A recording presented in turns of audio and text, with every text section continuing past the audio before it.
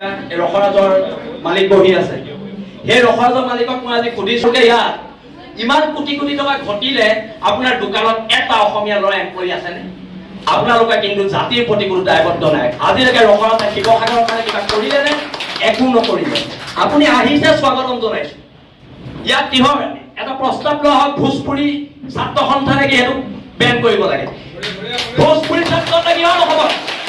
নচলিব। আৰু এই ভোজপুৰী ছাত্ৰ লাগিলে বুলেট লৈ ইয়াত ফুট লগাই যিটো গতিত ৰাস্তাত যায়, মই নিজে স্কুটি চলাই আছো, তেতিয়াহ'লে বুলেট চলাব পৰা হ'লে ষ্টুপিড ইয়াত নহ'ব, ইয়াত নহ'ব।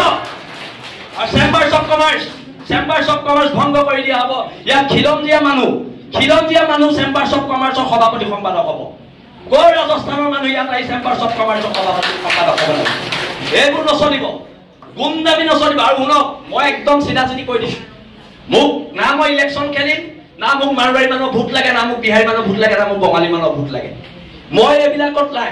আৰু এটা কথা একদম স্পষ্টকে মই আপোনালোকক কৈ দিছো, এইবাৰ যদি আমাৰ মানুহ পিতে, খুব পিতা হ'ব, খুব পিতা হ'ব। এইটো নচলিব।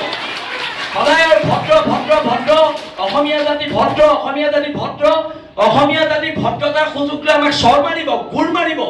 হা, আমি কি ঢোল আৰু ৰঙালী বিহু আমি যেতিয়াই পাতি দিব পাৰো, খালি ঢোলটো যাতে আপোনালোকৰ পিঠি নহয় সেইটো কথালে মন কৰিব। একদম কৈ দিছো, দেশৰ মানুহে গঢ়িত পিটি ল'ব জানে হেংদাং বৰটোপ, ঠাল তৰোৱাল আৰু ঠাল তৰোৱাল। আমি 600 বছৰীয়া গৌৰৱ উজ্জ্বল আহোম ৰাজত্বৰ মানুহ হয়। আমাৰ যুদ্ধ কৰিবলৈ শিকাই যোৱা আহোম স্বৰ্গদেউসকলৰ আদৰ্শত বিশ্বাসী আমি মানুহ হয়। অসমীয়া মানুহ ভদ্ৰ, অসমীয়া মানুহ সৰল। আৰে সৰল হয় কাৰণেতো আহি ইয়াত ৰখৰাজ খুলি বেপাৰ কৰি থাকিব পাৰিছা। সৰল হয় কাৰণে এইটো অপচৰা খুলি বেপাৰ কৰি থাকিব পাৰিছা। আমি সৰল হয় কাৰণে তোমালোকে বেপাৰ কৰি কোটি কোটি টকাৰ মালিক হ'ব পাৰিছা। কিন্তু যদি খং উঠে, মগজটো ঘূৰে, ৰাজস্থানো নেপাবি, বিহাৰো নেপাবি, এচা পিটন দিয়া হ'ব। একদম আজি কৈ দিয়া। আৰু যিকেইজন ব্যৱসায়ী নাহিলে সিদ্ধান্ত লোৱা হওক, কাইলৈ বাহিৰৰ দোকান বন্ধ। বসন্ত গগৈ ডাঙৰীয়া, মই আপোনাক অনুৰোধ জনাইছো, আপোনালোকে মোৰ বসন্ত গগৈৰ মাজত কেতিয়াবা কাজিয়া হয়, কিন্তু কাইলৈ বসন্ত গগৈ কোনোবা অনা অসমীয়া মানুহে হাত দিলে শৃংখল চলিয়া ঘৰত সোমাই বহি নাথাকে। আৰু দাদা, আপুনি ৰাজহুৱা কৰক, কালি কোন 3জন ভোটৰ আপোনাৰ ঘৰলৈ গৈছিলে? আপুনি ৰাজহুৱা কৰক, 3জন ভোটৰ কোন গৈছিলে?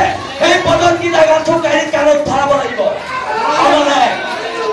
আপুনি আজি ৰাজহুৱা কৰি যাব লাগিব, কোন 3জন ভোটৰ আপোনাৰ ঘৰলৈ কালি ৰাতি পইচাৰ ঘোষ দিবলৈ গৈছিলে। আৰু এটা কথা, ভোজপুৰী সংগঠন বন্ধ। আৰু ইয়াত কিহৰ মাৰোৱাৰী যুৱ মঞ্চ? অসমীয়া যুৱ মঞ্চ আছে, চব জইন কৰা। ইয়াত মাৰোৱাৰী যুৱ মঞ্চ নহ'ব। এতিয়াৰ পৰা একো নহ'ব।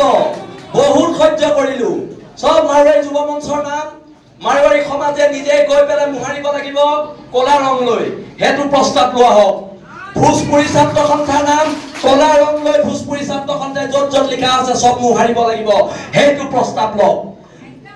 একদম হয়নে ৰাইজ? আমি ইয়াৰ ভূমিপুত্ৰ মানুহ, তহঁতৰ চৰবোৰ খাবলৈ আমি ইয়াত জীয়াই থকা নাই।